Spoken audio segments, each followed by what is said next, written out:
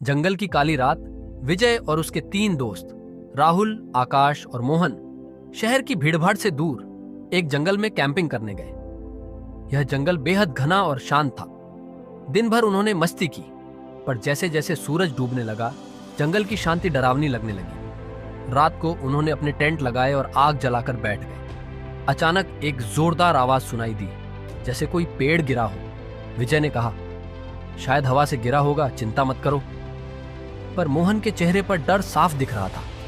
आग बुझने लगी और जंगल की ठंडी हवाएं चारों ओर फैल गई। तभी अंधेरे में किसी के चलने की आवाज आई। राहुल ने टॉर्च जलाकर देखा, लेकिन कुछ नहीं दिखा। तभी आकाश चिल्लाया, वो देखो! सबने देखा कि दूर पेड़ों के बीच एक परछाई खड़ी थी। वो धीरे धीरे उनकी तरफ बढ़ रही थी। चारों घबरा गए और टेंट के अंदर छिप गए, पर वह परछाई और पास आ गई।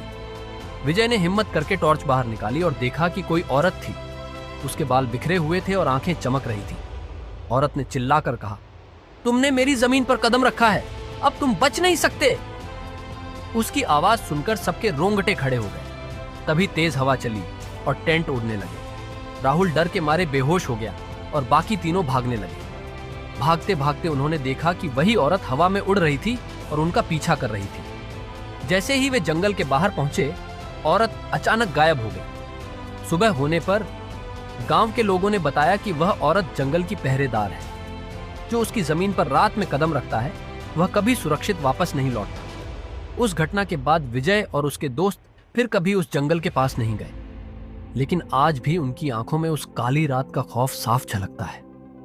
क्या आप ऐसी रात का सामना कर सकते हैं?